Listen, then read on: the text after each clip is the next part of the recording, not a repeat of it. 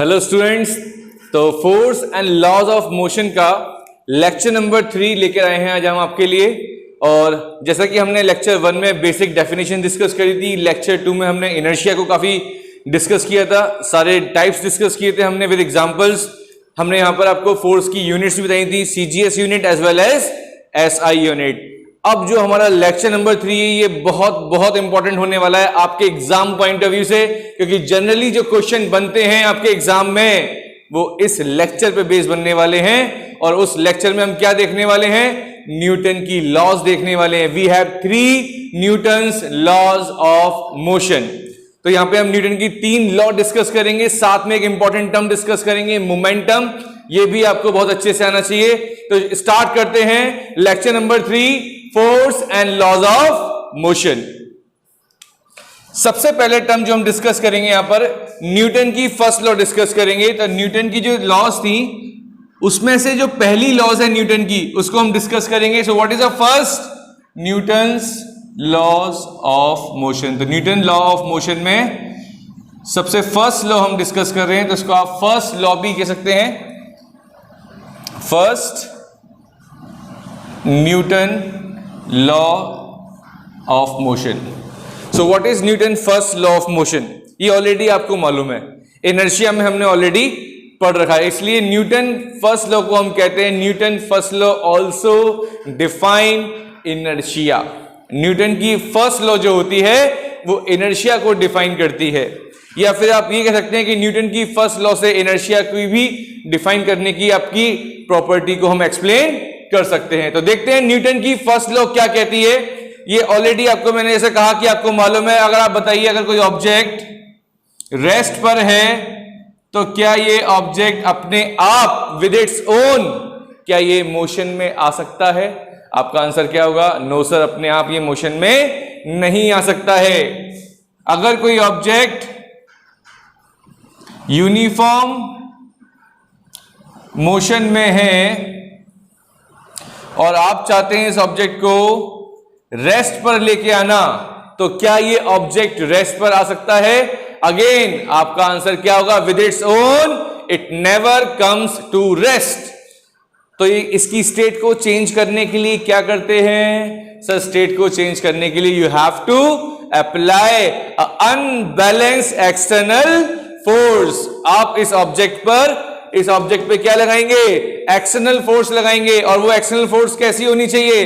Unbalance force होनी चाहिए। अगर यूनिफॉर्म मोशन में ऑब्जेक्ट है तो आपको रेस्ट पे लाने के लिए क्या करना पड़ेगा? आपको एक net unbalance external force apply करनी पड़ेगी। इस कंडीशन में ये ऑब्जेक्ट रेस्ट से मोशन में और मोशन से रेस्ट पे आ सकता है, या किसी भी डायरेक्शन में है तो उसकी डायरेक्शन को भी आप एक्सटर्नल फोर्स की हेल्प से चेंज कर सकते हैं। यही आपको इनर्शिया समझाया था। तो न्यूटन की फर्स्ट लॉ भी यही कहती है, if a body is in rest, it will remain at rest. If a body is in motion, then it will remain in motion until and unless an external unbalanced force applied on the object. This is Newton first law of motion. बहुत easy है क्योंकि inertia आपने already पढ़ा हुआ है, तो ये law आपके लिए बहुत इजी हो जाती है। तो स्टेटमेंट क्या लिखेंगे इसकी? आप इसकी स्टेटमेंट क्या लिखेंगे फटाफट बताइए। तो इसकी स्टेटमेंट लिखेंगे आप न्यूटन फर्स्ट लॉ की। यहां पर हम बात कर रहे हैं स्टेटमेंट की, क्योंकि एग्जाम में आ सकती है कि स्टेट न्यूटन फर्स्ट लॉ। तो what is the statement of Newton first law? तो आप लिखेंगे if an object is in rest, if an object is in rest, it will remain at rest. It will remain at rest if an object is in motion, or you can say that uniform motion.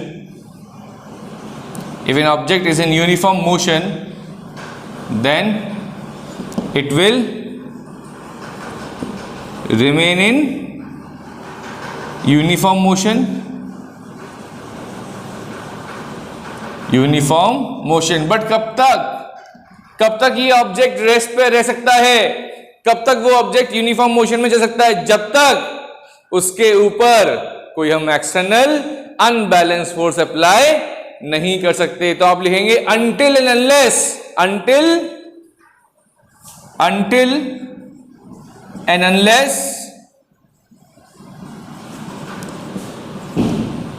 external unbalanced force, external unbalanced force applied on the body, applied on the body. This is Newton's first law of motion. If an object is in rest, it will remain at rest. If an object is in motion, it will remain in motion. Or you can say that uniform motion, but until and unless it is exerted or it is applied external unbalanced force. तो ये बात समझ में आ गई आपको? बहुत simple है Newton की फर्स्ट लॉ। अगर कोई बॉडी रेस्ट पर है तो रेस्ट पर रहती है, अगर कोई बॉडी यूनिफॉर्म मोशन में है तो यूनिफॉर्म मोशन में रहती है। कब तक? जब तक उसके ऊपर आप कोई भी एक्सटर्नल फोर्स अप्लाई नहीं करते। और इंपॉर्टेंट चीज, एक्सटर्नल फोर्स किस टाइप की होनी चाहिए? जो आप फोर्स लगा रहे हैं वो अनबैलेंस फोर्स होनी चाहिए, क्योंकि हमने आपको बताया था बैलेंस फोर्स में ऑब्जेक्ट की स्टेट चेंज नहीं होती है। तो I think Newton first law clear हो गई आपको, इसमें किसी को डाउट? Okay, very good. अब हम समझते हैं एक टर्म न्यूटन की सेकेंड लॉ को पढ़ने से पहले, before we going to start a Newton second law, we have to understand the meaning of momentum. अभी एक बहुत इंपॉर्टेंट टर्म समझाएंगे आपको, उस टर्म का नाम होता है मोमेंटम। क्या नाम होता है बेटा उसका? मोमेंटम। तो what is mean by momentum? पहले मैं यहां पे इसकी एक छोटी सी डेफिनेशन लिख रहा हूं, बेसिक डेफिनेशन, अभी स्टैंडर्ड डेफिनेशन बाद में लिखेंगे। मोमेंटम मतलब होता है द अमाउंट और क्वांटिटी, द अमाउंट और quantity of motion is called momentum, is called momentum. अब देखिए इस टर्म को समझते हैं। इस टर्म को समझने के लिए सपोज करिए यहां पे मैं दो कार लेता हूं, एक कार ए और दूसरी कार मैंने ली कार बी। इस कार की जो स्पीड है वो है 100 मीटर पर सेकेंड, इस कार की स्पीड है 20 मीटर पर सेकेंड। कार ए की जो स्पीड है वो कितनी है बेटा? 100 metre per second. Car B की जो स्पीड है वो कितनी है? 20 मीटर पर सेकेंड। अब मैं आपसे पूछता हूं इन दोनों कार में से रोकने के लिए किसमें फोर्स ज्यादा लगानी पड़ेगी आपको? इन दोनों कार की जो स्पीड आपको गिवन है, एक की 100 एक की 20, मैं चाहता हूं कि ये दोनों कार रेस्ट पे आ जाएं, इसको आपको रेस्ट पे लेके आना है, रोकना है। तो इन दोनों में से किस कंडीशन में या किस कार में से फोर्स, किस कार पे फोर्स ज्यादा लगानी पड़ेगी आपको? तो आपका आंसर क्या होना चाहिए? सर आपका आंसर बताइए, क्या होना चाहिए आपका आंसर? आपका आंसर होना चाहिए कार ए। जितनी स्पीड से कोई कार आ रही है तो उसको रोकने के लिए फोर्स भी ज्यादा लगानी पड़ेगी। बोलिए, लगानी पड़ेगी नहीं लगानी पड़ेगी? समझ में आ रही है बात? अगर जो कार 20 मीटर पर सेकंड से आ रही है तो उसकी स्पीड कम है, तो आपको रोकने के लिए फोर्स भी, उसको रेस्ट पे लाने के लिए भी आपको फोर्स अप्लाई कम करनी पड़ेगी। तो जितनी स्पीड बढ़ती जाती है ऑब्जेक्ट की, उसका अमाउंट ऑफ मोशन भी बढ़ता जाएगा। समझ में आ रही बात? क्या बोला मैंने? If the speed of an object increases, if the velocity of an object increases, then it means if you want to stop that object, that you need a larger force, that you need a larger force, आपको ज्यादा force की जरूरत होगी। समझ में आ रही बात? तो आप कह सकते हैं ये जो मोमेंटम है, this momentum depends on velocity, depends on velocity. किस पे डिपेंड कर रही है बेटा? ये वेलोसिटी पे डिपेंड कर रही है। ठीक, अब मैं आपसे एक दूसरा एग्जांपल लेता हूं। आपके पास एक ट्रक है 1000 kg का, इसकी वेलोसिटी है 10 मीटर पर सेकेंड। और आपके पास एक कार है जिसका मास सपोज करिए कितना, मान लीजिए 100 kg, इसकी स्पीड भी 10 मीटर पर सेकेंड है। यहां पर दोनों का मास सेम था, दोनों का मास सपोज करिए इसका अगर 50 किलोग्राम है तो इसका भी कितना है 50 किलोग्राम। इस कंडीशन में मास सेम था बट स्पीड डिफरेंट थी। मास सेम होने के बाद भी आपको किस पे फोर्स ज्यादा लगानी पड़ेगी, कार ए पे, क्योंकि कार की स्पीड क्या थी, बहुत ज्यादा थी, इसकी वजह से आपको रोकने के लिए फोर्स भी ज्यादा लगानी पड़ेगी। अब इस केस में क्या होगा, एक बॉडी का मास जो कि ट्रक है इसका मास है 1000 kg और यहां पे जो कार है इसका मास है 100 kg।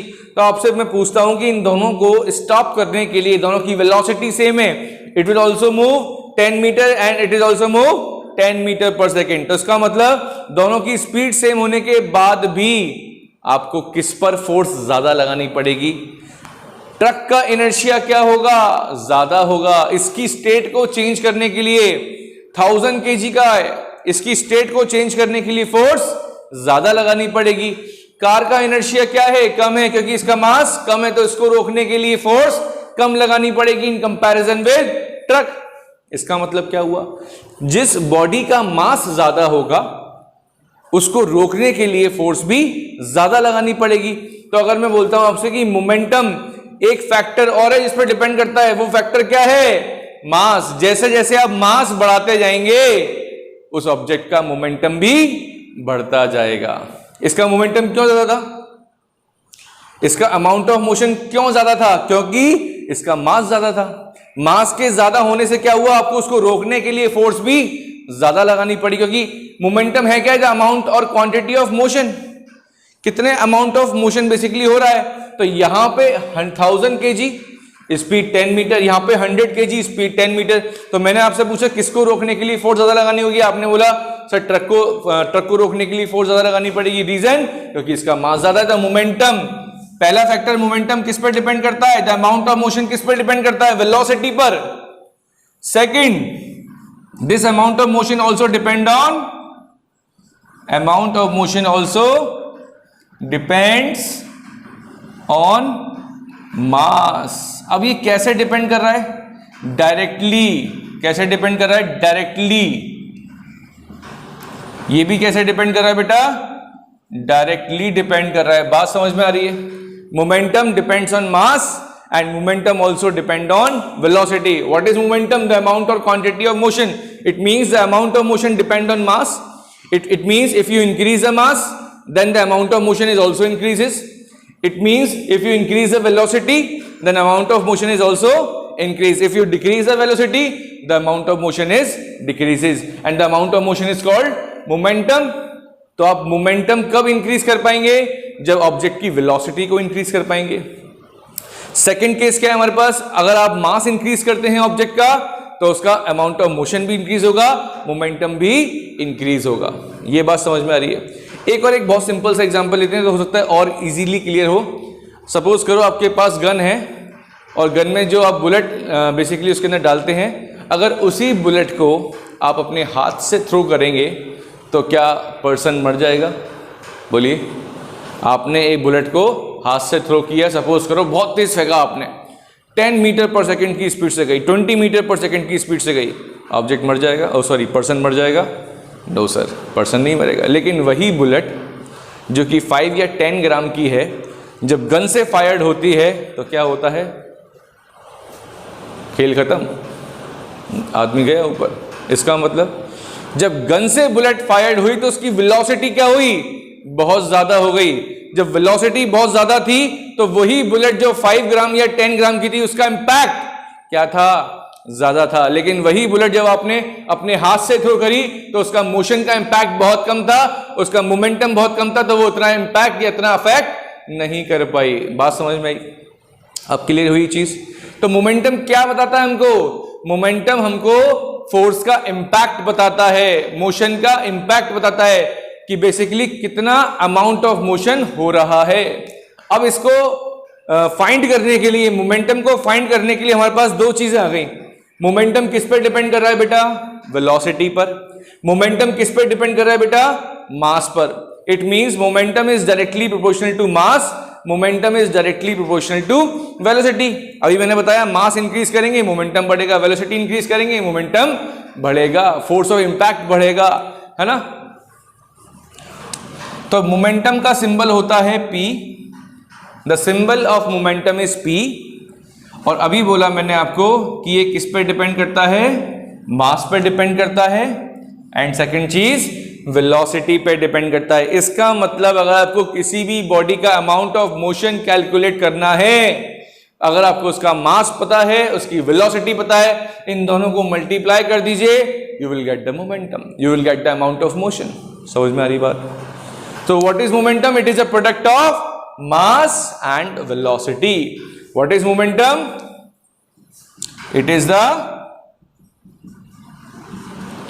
product of mass and velocity. किसका प्रोडक्ट है ये? मास और वेलोसिटी का प्रोडक्ट है, क्योंकि बताया मोमेंटम किस पे डिपेंड करता है, इन दो फैक्टर्स पे डिपेंड करता है। इस वजह से मोमेंटम को हम डिफाइन कर सकते हैं, it is a product of mass and velocity. ठीक। मोमेंटम कैसी क्वांटिटी होती है? Momentum it is a vector quantity. Momentum is a vector quantity. Why it is called vector quantity? Because velocity is a vector quantity, that's why the momentum is a vector quantity. So what is the direction of momentum? The direction of velocity gives the direction of momentum. जो direction velocity की होगी वही direction किसकी होगी? Momentum की। और मैंने आपको बताया था जो भी वेक्टर क्वांटिटी होती है उसके ऊपर हम क्या लगा सकते हैं बेटा? एरो लगा सकते हैं। किसको रिप्रेजेंट करने के लिए कि यहां ये क्वांटिटी वेक्टर क्वांटिटी है। बात समझ में आ रही है? इसकी ऐसा यूनिट क्या होगी?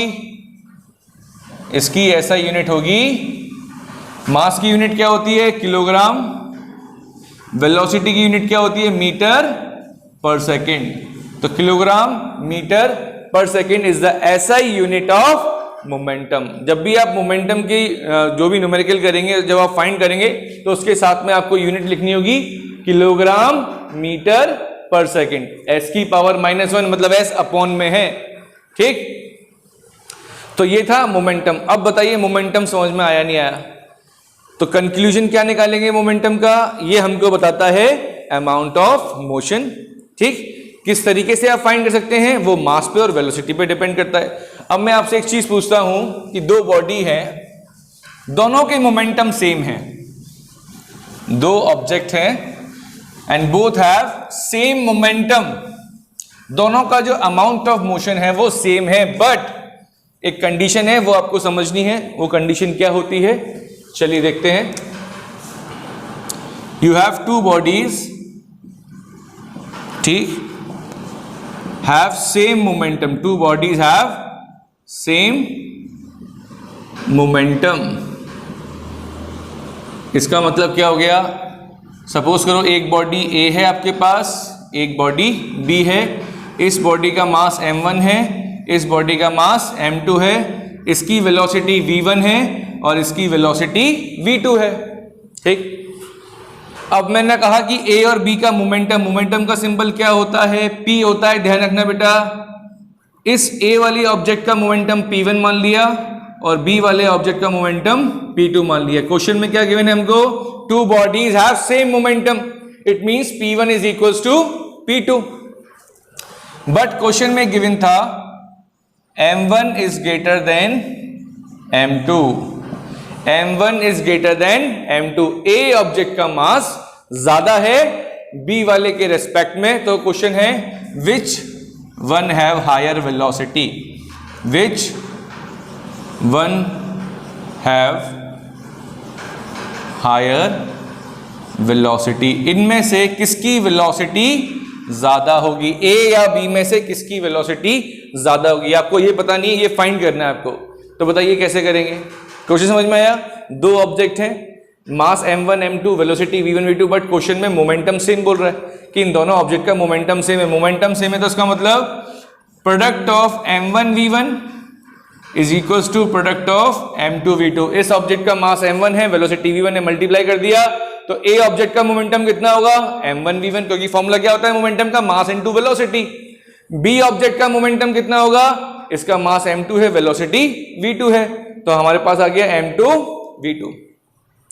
अब एक काम करते हैं, m1 के अपॉन में लेके जाइए आप m2 और v2 के अपॉन में लेके जाएंगे हम v1। देखिए m1 के अपॉन में क्या लेके गए आप, m2, तो v2 के अपॉन में क्या आएगा, v1 आएगा।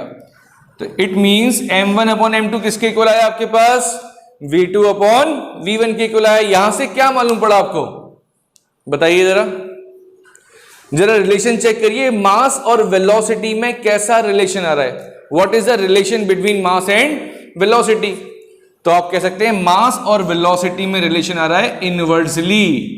What is mean by inversely, inversely मतलब क्या होता है, इट मींस जिस ऑब्जेक्ट का मास ज्यादा होगा, क्वेश्चन में क्या गिवन है, m1 is greater than m2, it means m1 वाला जो ऑब्जेक्ट है जिसका मास m1 है उसकी वेलोसिटी कैसी आ रही है, इनवर्सली, अपॉन में आ रही है। इसका मतलब जिस ऑब्जेक्ट का मास ज्यादा होगा उसकी वेलोसिटी कम होगी, जिस ऑब्जेक्ट का मास ज्यादा होगा उसकी वेलोसिटी कम होगी। तो अगर मैं पूछता हूं आपसे कि ए ऑब्जेक्ट की वेलोसिटी ज्यादा या बी ऑब्जेक्ट की वेलोसिटी ज्यादा, तो आपका आंसर क्या होगा, सर बी ऑब्जेक्ट की वेलोसिटी ज्यादा। क्यों, इसका जिस बॉडी का मास कम होगा उसकी वेलोसिटी क्या होगी, ज्यादा होगी।